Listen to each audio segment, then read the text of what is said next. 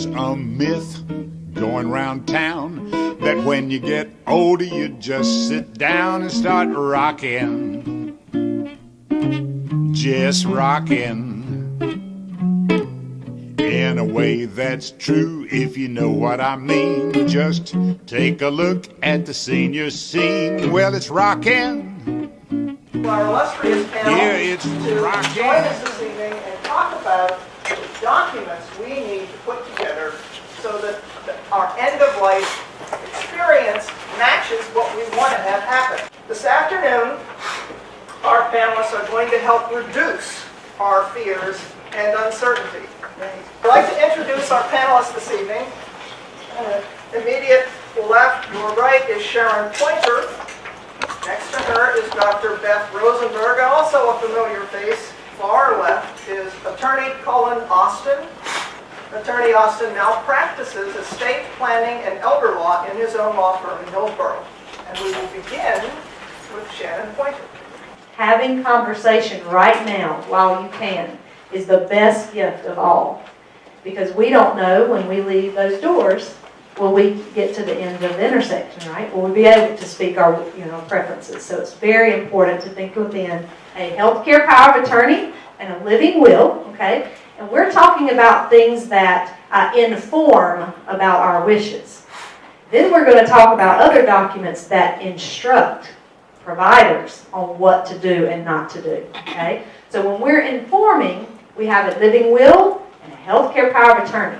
Now, a healthcare power of attorney is naming our agent. So it's not that they can automatically do anything, right? That's important to understand. Your healthcare power of attorney is going to express your wishes when you cannot express them yourself.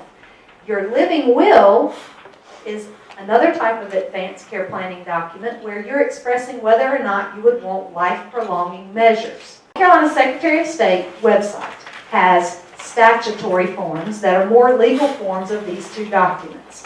People can access those, they can complete those if they want to. In North Carolina, we require a notary and 2 witnesses to have a legal document. Okay, to have a legal advance directive, living will, healthcare power of attorney, this has to be in place. Same thing for 5 wishes. There are 2 other documents I'm going to talk about briefly, DNR and MOST. And how are they different? I think you guys have some sample ones. DNR, do not resuscitate. Right? If my heart stops beating, if my lungs stop breathing, I do not want you to attempt CPR on me. Okay? They are this color for a reason. They have to be the original document. Okay? You cannot make copies of this. It won't be honored. Okay? Where do you hear folks putting these? What have you heard in the community about where they? Yep. Grid, right? It's because they want to make sure they can easily access. This is a very powerful document, and only a provider can sign this. But this is saying I don't want anything done, and right, we have to have the real deal. Okay. So the MOST form is the medical orders for scope of treatment. Okay. So it is also a medical order. Now, what are these 2 doing, and how are they different from your advance directive? Your advance directive, your healthcare power of attorney, living will, right? You're giving information. You're informing people. With these 2, you're instructing. Okay? Provider, medical physician, provider, signed documents where you're instructing on what you want done and not done. Now, the MOST is pretty awesome because it gives you the ability to elaborate a little bit more on what you want and what you don't want. The patient or the patient's representative's signature, where the DNR is just signed by the provider.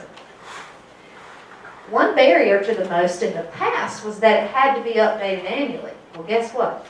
Not necessarily anymore. So you can imagine if you were an emergency services person, okay, and you were arriving on the scene and you had the choice of one of these. Which one do you think EMS likes the best? DNR.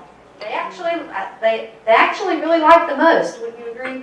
Because it gives them more guidance on the types of care that the person wanted. I think I'll turn it over. I have to be honest. As a physician, my emphasis is generally on the what they call goldenrod, which is also bright yellow, and bright pink forms. I have had a number of patients who come in with the 5 wishes, and I'm always happy to review them with them and make sure that I have a copy in the chart. And I think that's important because I want to know them, as Shannon said, like the back of their hand. I want to know their wishes.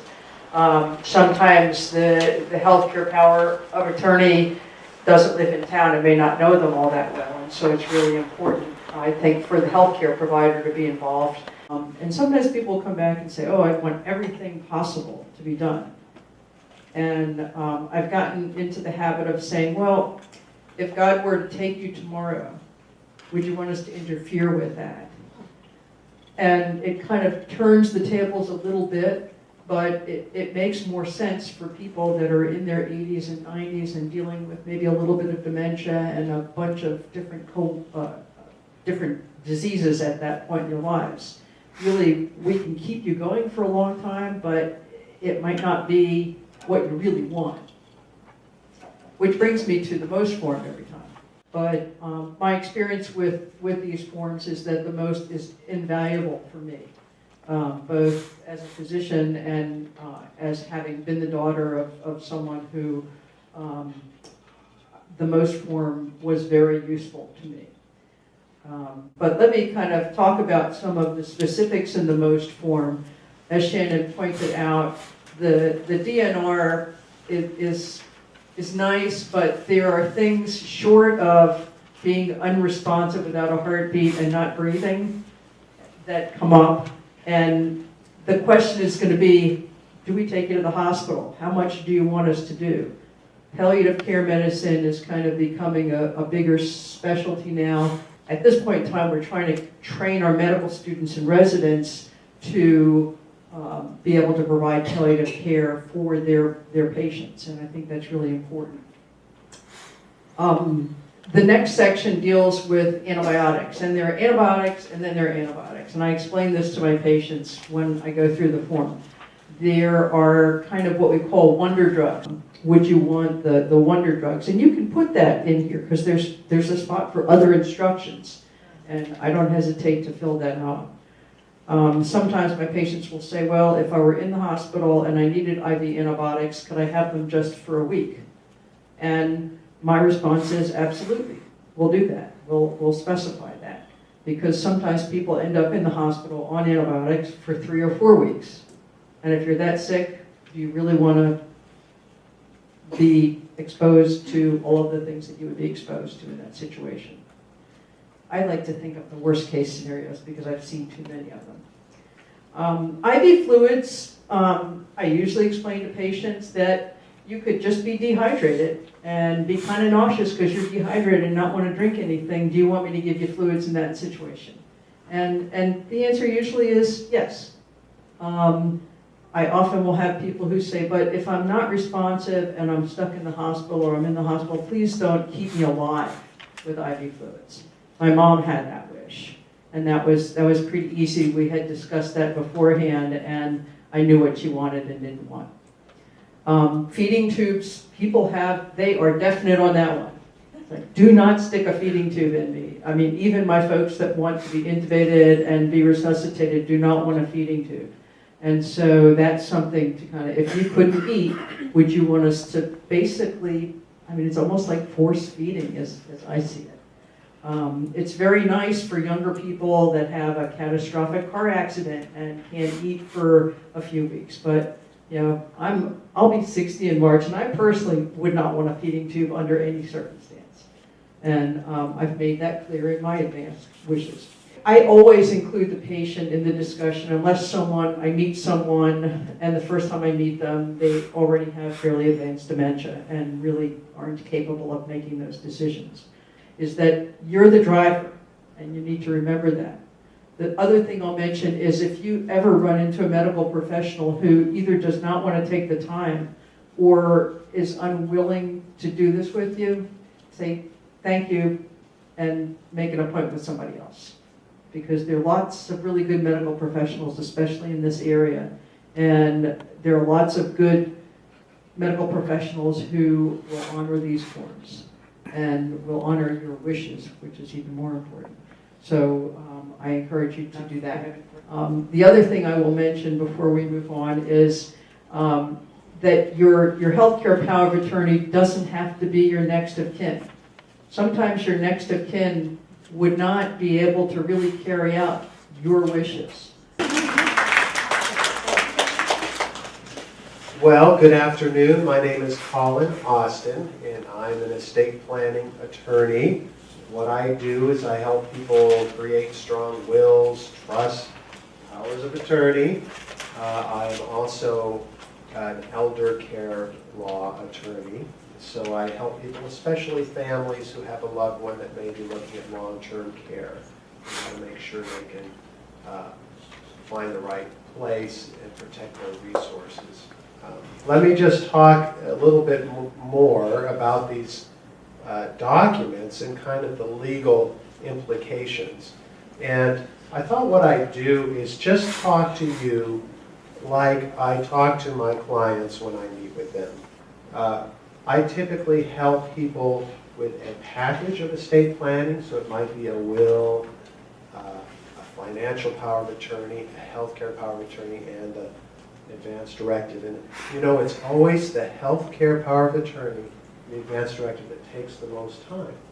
I really feel like those are the most difficult decisions to make, and sometimes to even understand.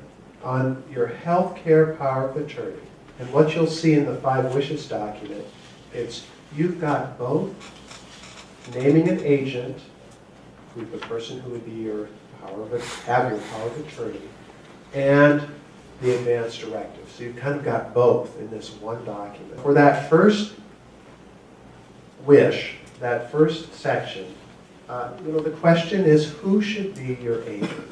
We were just talking about that. Is it a family member? Would it be too difficult for my spouse to be that person? There are some questions to really consider. Of course, it has to be someone that you really trust. Many times, probably most times, it is a family member, but it doesn't always work that way. Another consideration is who has the ability to make that kind of decision. I mean, who has the knowledge of the healthcare system, what the options are, or what the situation is.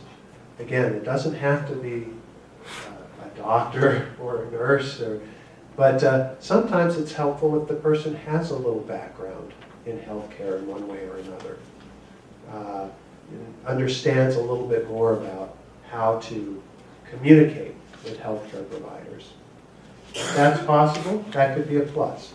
Or it may just be somebody that is going to be a real advocate for you.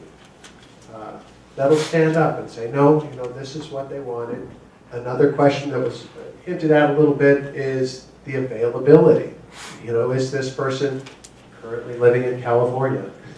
Or, if there was an emergency, could they get there on time? Is there an easy way to communicate with them?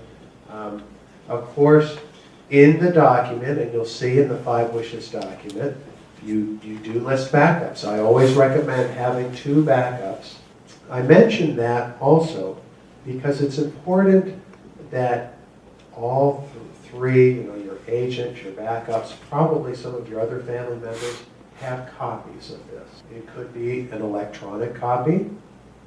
It could be a physical copy, so that they know what their role is, that they have it on hand, that there's nothing wrong with having multiple copies out. What I do a lot is I'll scan the documents, email them to my clients, and that's an easy way they can email them out. Always try to make this really clear. These powers that you are delegating to your healthcare agent, they are broad powers.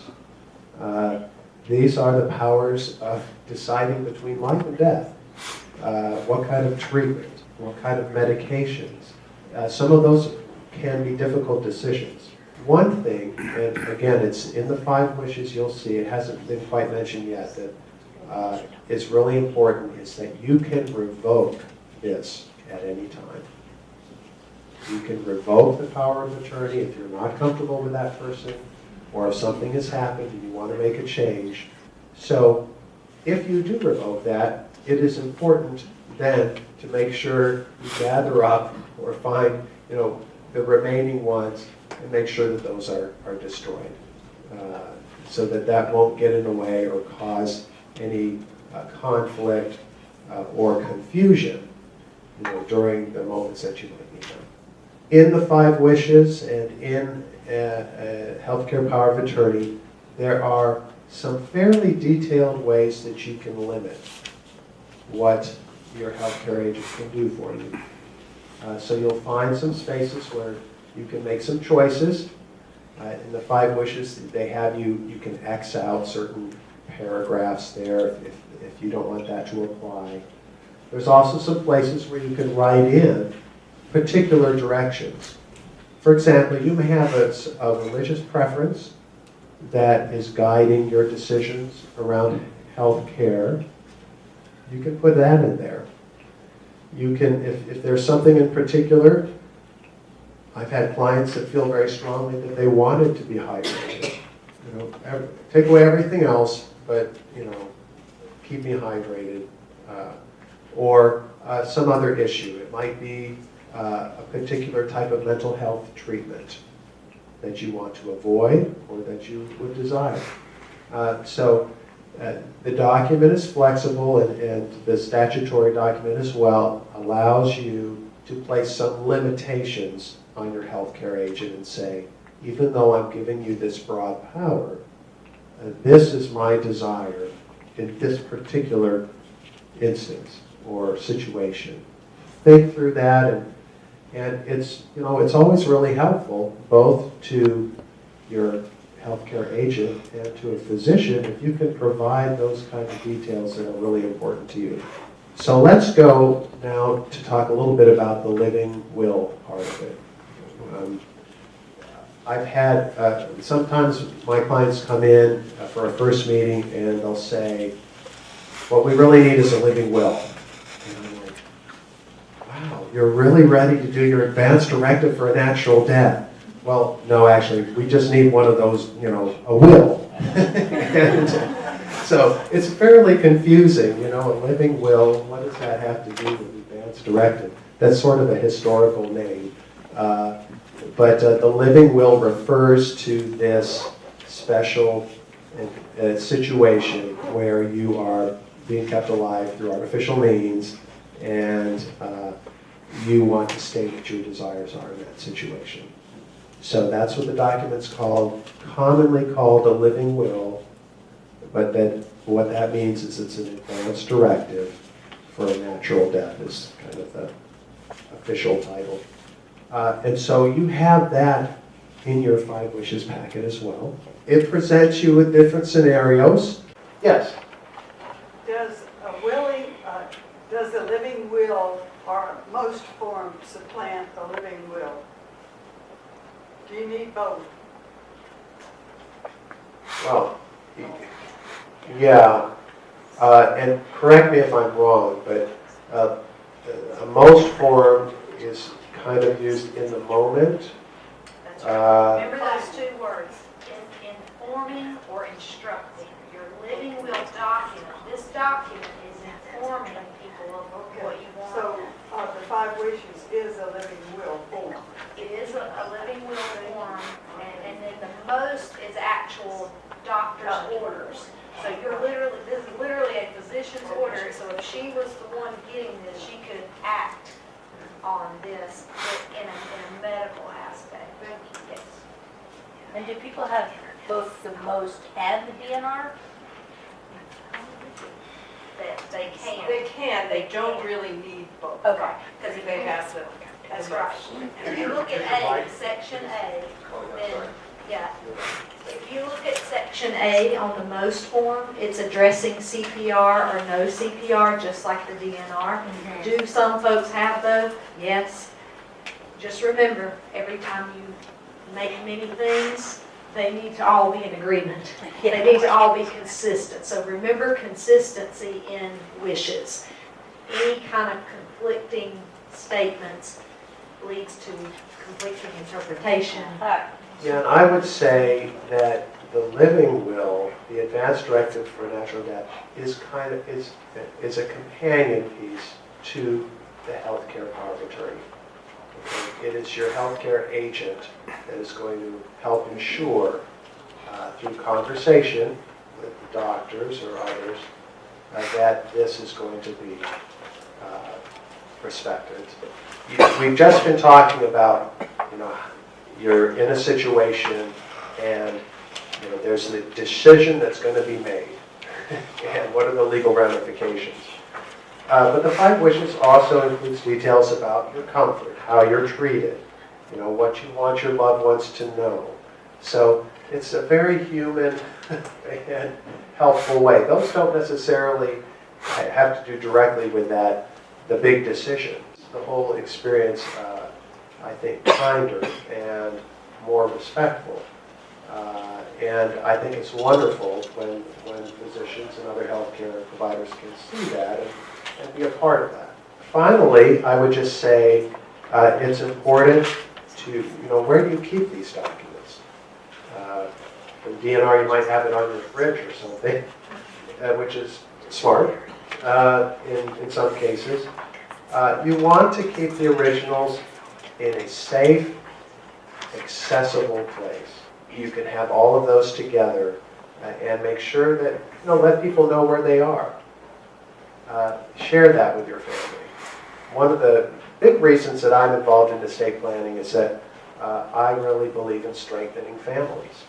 And doing this really helps you understand how much, how we, as we get older, how much we are dependent on our younger friends, our children, our relatives, and it helps them understand that, that they're dependent on us as well.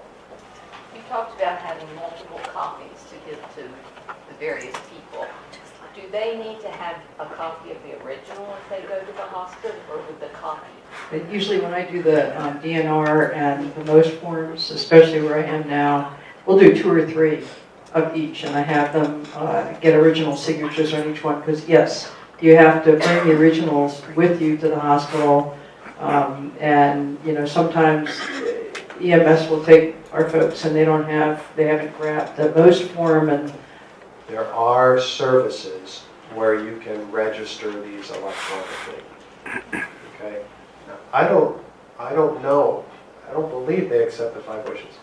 The most is primarily intended for patients who have an advanced chronic progressive illness. In addition to those who are seriously ill, a most form is appropriate for patients whose life expectancy is less than 1 year. Although a most form is generally not intended for patients with stable medical conditions or for those who have many years of life expectancy, some patients may feel strongly that they want to further define their treatment preferences for end-of-life care by using a most form. And again, it goes back to the conversation, all the conversation about your current state of health, being your own advocate, not being afraid to tell the provider, talk to me honestly and openly about the current state of my health condition. Because how can you truly make an informed decision about your health or what you want when you can't speak for yourself if you don't have those conversations about your current state of health? And I just feel very strongly to emphasize that, because how long are your doctor's visits these days? What I usually say to my clients is, if you don't have strong feelings about this, about the living will, you don't have to do it. It's really more for people who really have specific wishes and they want that to be followed. But if you're unclear, you can go ahead and still have your healthcare power of attorney and let that agent and the doctor sort it out.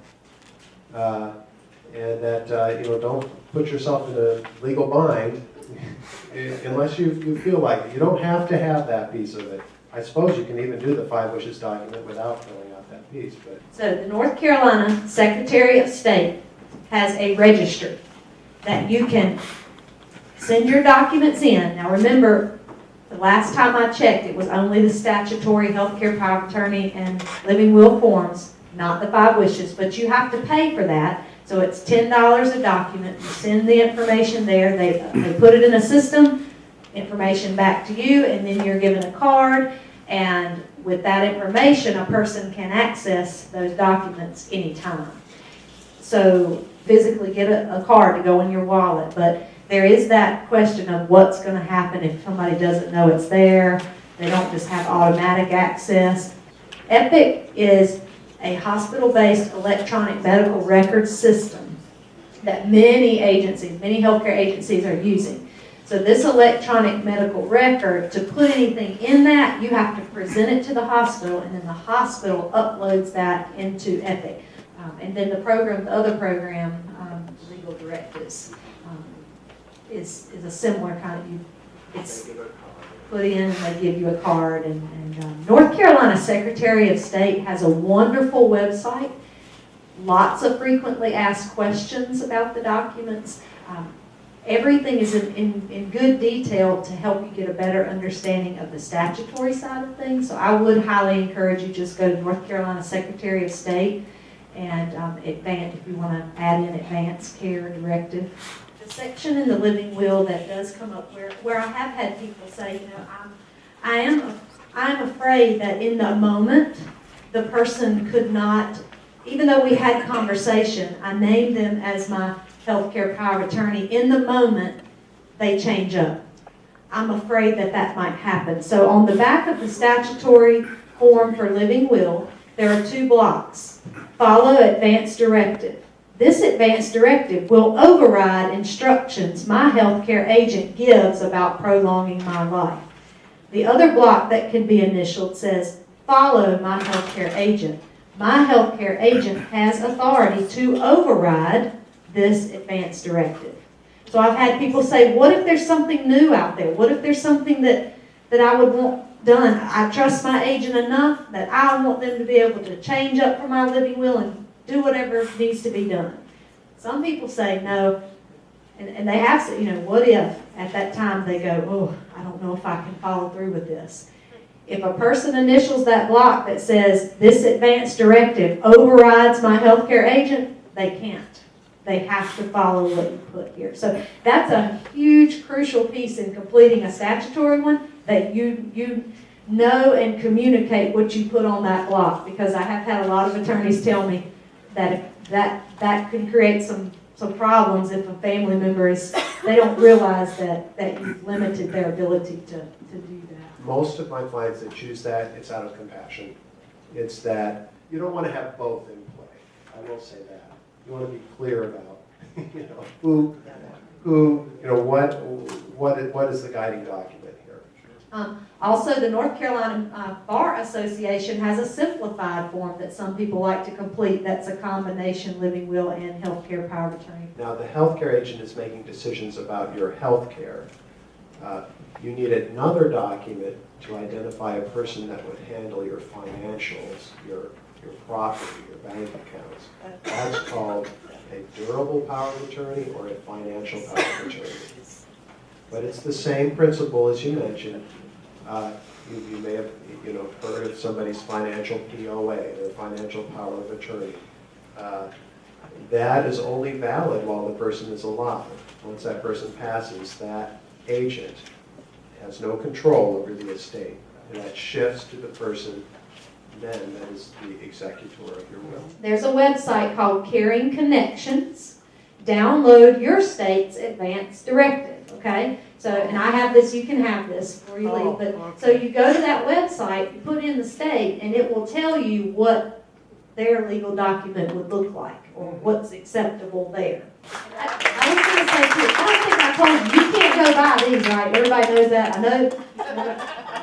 You have to get them from a provider. So the North Carolina Office of EMS, these are purchased through them by healthcare providers only. So you will have to get them through your doctor who has to assign. Thank you very much.